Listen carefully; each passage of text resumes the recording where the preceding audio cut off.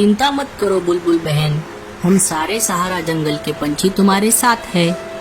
जैसा कि हमारे जंगल का नियम है, आज से सारे पंछी मिलकर तुम्हें रोजाना अनाज लाकर देंगे।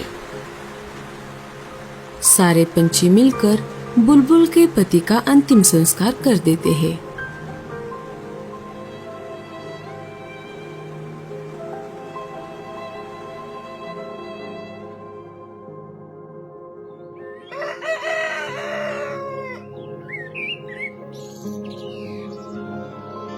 दूसरे दिन से सारे पंछी मिलकर जितना हो सके उतना अनाज बुलबुल चिड़िया को लाकर देने लगे। ये लो बुलबुल, मैंने तुम्हारे लिए ये ताज़ा ताज़ा अमृत लाया है। तुम और सोनू इसे खा लेना और जब भी तुम्हें किसी चीज की जरूरत पड़े मुझे बुला लेना। अरे मीनू मौसी, आपने क्यों तकलीफ उठाई? आप रहने देती। मैं बूढ़ी जरूर हूँ, लेकिन अभी भी मेरे पंखों में बहुत ताकत है। मैं जानती हूँ अकेले रहने का दुख।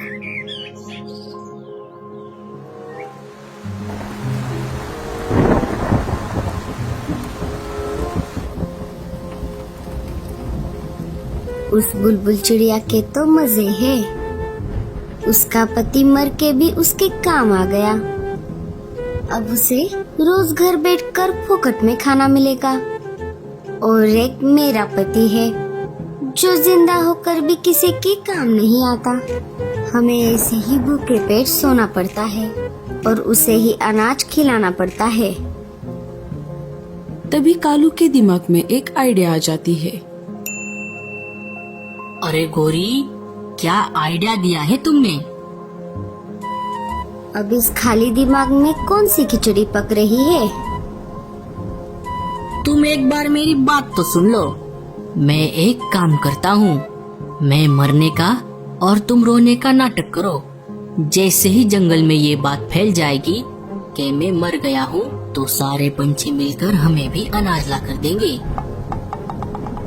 आपका दिमाग तो ठीक है ना?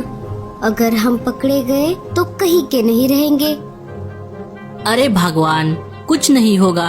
मैं हमारे घर के पास वाले कमरे के माले पर छुपा रहूंगा और सिर्फ रात होने पर ही बाहर निकलूंगा।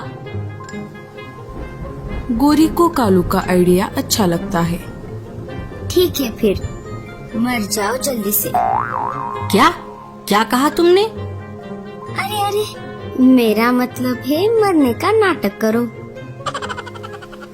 आप भी ना कालू जी। फिर क्या था, गोरी जोर जोर से रोने लगती है। सारे पंछी जमा होने लगते हैं।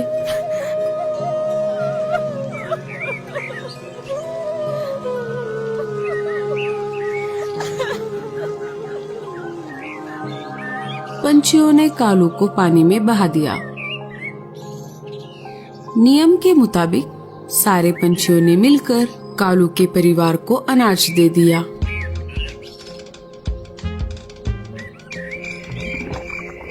रात होते ही कालू कौवा चुपके से अपने घर आ जाता है।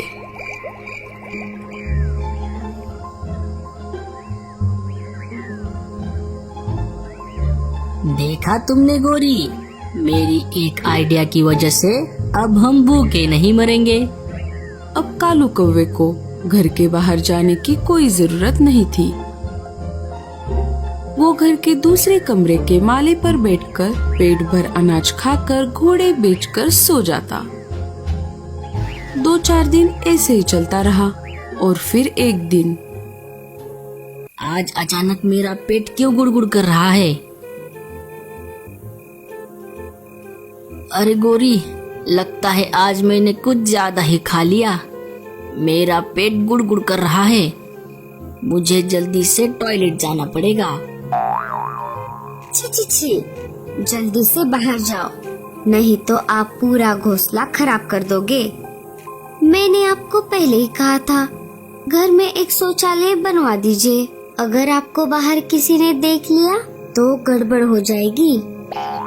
वो सब हम बाद में सोचेंगे, पहले मुझे जाने दो।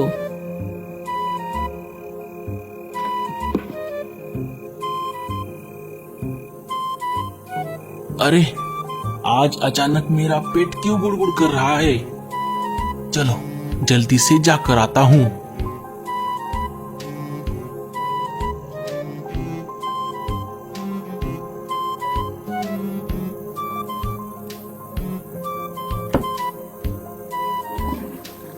अरे इस वक्त कौन गया होगा अंदर? अब तो मैं आवाज भी नहीं दे सकता। ये बाहर आ गया तो मुझे देख लेगा। इसके बाहर आने तक मैं कहीं पर छुप जाता हूँ।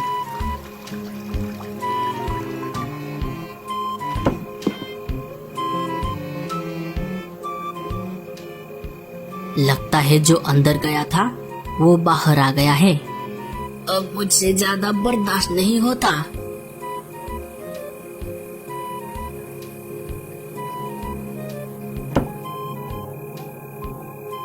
अरे ये क्या?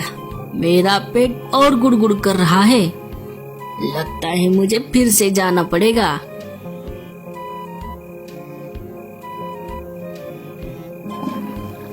शायद अंदर कोई गया है। मैं थोड़ी देर रुक जाता हूँ।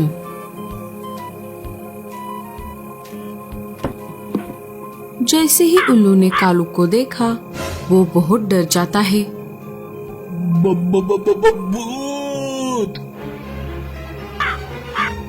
उल्लू सीधा राजा जी के पास आ जाता है और उन्हें सारी बात बता देता है। तुम इतना दावे के साथ कैसे कह सकते हो कि कालू जिंदा है और वो हम सबको फंसा रहा है? राजा जी, जब कालू टॉयलेट से बाहर आया था तब मैं पहले तो उसे देखकर बहुत डर गया था, लेकिन जब मैंने उसकी जमीन पर परछाई देखी मैं समझ गया कि वो जिंदा है और नाटक कर रहा है। मैंने डरने का झूठा नाटक किया और सीधा आपके पास चला आया। अगर ऐसी बात है तो हम अभी कालू के घर चलते हैं और उसके घर की छानबीन करते हैं। राजा जी, उनके सिपाही और उल्लू मिलकर सीधा कालू कौवे के घर के पास आ जाते हैं। उल्लू घर का दरवाजा खटखटाता है। गोरी दरवाजा खोल देती है। सिपाही अंदर जाकर छानबीन करते हैं। उन्हें कालू कौवा घर के दूसरे कमरे के माले पर छुपा हुआ मिल जाता है। सिपाही कालू को लेकर बाहर आ जाते हैं।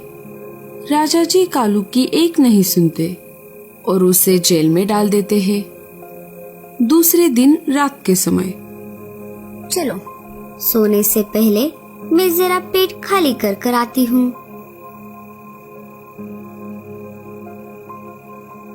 जैसे ही मीनू मौसी टॉयलेट के पास पहुंच जाती है, बुलबुल का पति जेंट्स टॉयलेट से बाहर आ जाता है।